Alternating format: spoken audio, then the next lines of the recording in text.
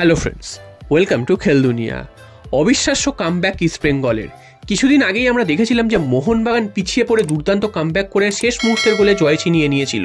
তো সেই রোমাঞ্চ কাটতে না কাটতেই আরও একটা কামব্যাকের ম্যাচ আজকে দেখলো আইএসএল। সেটা হচ্ছে east Bengal versus Punjab match. তো ইস্ট বেঙ্গল প্রথমার্ধে একদমই ভালো খেলতে পারেনি, পাঞ্জাবের বিরুদ্ধে তারা দুটো গোল খেয়ে যায় এবং দেখে মনে হচ্ছিল যেন আরও বেশ কিছু গোল পাঞ্জাব দিয়ে চলে যাবে ইস্ট বেঙ্গলকে। তবে সেকেন্ড হাফ শুরু হওয়ার পর কিন্তু খেলা পুরোপুরি বদলে গেল, ইস্ট বেঙ্গল যেন জ্বলে উঠলো সেটাই কিন্তু দেখা গেল। এবং সেকেন্ড হাফের প্রথম মিনিটেই ইস্ট বেঙ্গল গোল পেয়ে যায়।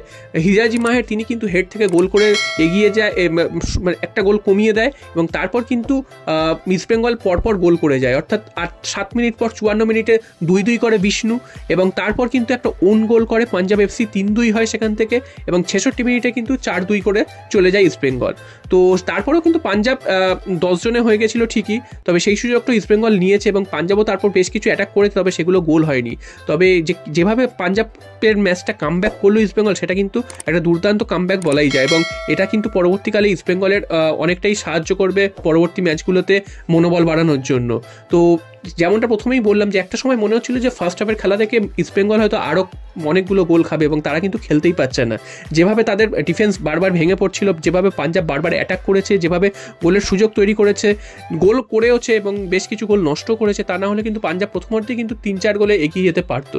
তবে সেটা হয়নি, 2 গোলেই কিন্তু আটকে ছিল। তবে তারপর অর্থাৎ সেকেন্ড হাফটায় কিন্তু একদম অন্য ইস্ট বেঙ্গলকে দেখা গেল এবং তারা কিন্তু দুর্দান্তভাবে ম্যাচটা জিতে বেরিয়ে গেল এবং 10 পয়েন্ট নিয়ে তারা কিন্তু 11 নম্বরেই থাকলো। তবে ম্যাচটা কিন্তু এই জেতার ফলে ইস্ট বেঙ্গল একটু ওপরের দিকে উঠলো এবং মোহামেডান এবং হায়দ্রাবাদের সাথেও পয়েন্টের ডিফারেন্সটা করে নিতে পারলো।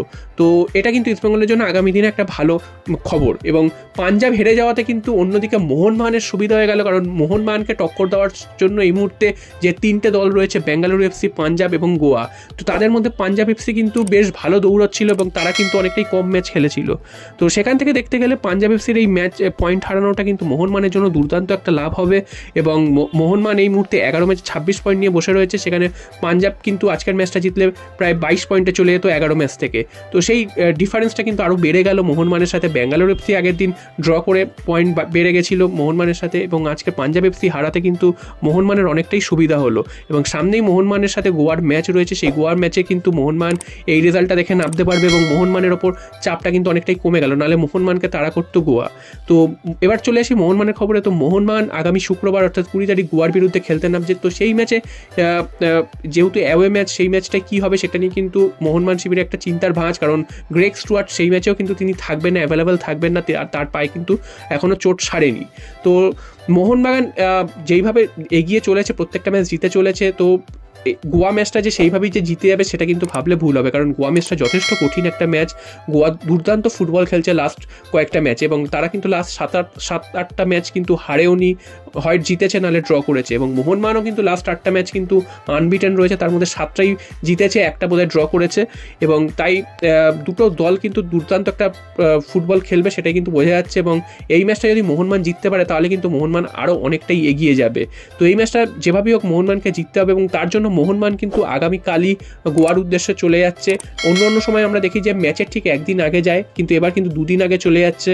তো নিশ্চয়ই কোনো ব্যাপার আছে, তারা যাচ্ছে আগে গিয়ে ওখানে হয়তো প্র্যাকটিস করবে বা কিছু করবে, তার জন্য কিন্তু 2 দিন আগে চলে যাচ্ছে। এবং মোহনবাগান শিবিরে কিন্তু আরও একটা চিন্তার বিষয়, সেটা হচ্ছে ধীরাজ, মোহনবাগানের যে সেকেন্ড গোলকিপার, তিনি কিন্তু আবার চোটগ্রস্ত হয়েছেন এবং তিনি কিন্তু টিম থেকে বাদ পড়ছেন চোট পাওয়ার কারণে।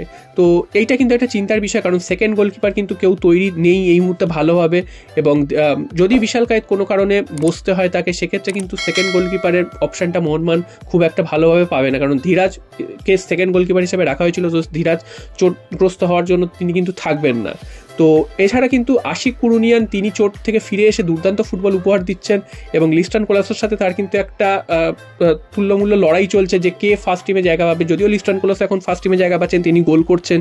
এবং আশিক কুরুনিয়ানের খেলা যদি আমরা দেখি, সাবস্টিটিউশন হিসেবে নেমে তিনি কিন্তু দুর্দান্ত ফুটবল খেলছেন এবং তিনি ম্যাচের মোড়ও ঘুরিয়ে দিচ্ছেন। যদি 10-15 মিনিট যতটুকুই তিনি সময় পাচ্ছেন, তিনি কিন্তু ম্যাচের রং বদলে দিচ্ছেন এবং দুর্দান্তভাবে লেফট পোর্শনটাকে অপারেট করছেন তিনি।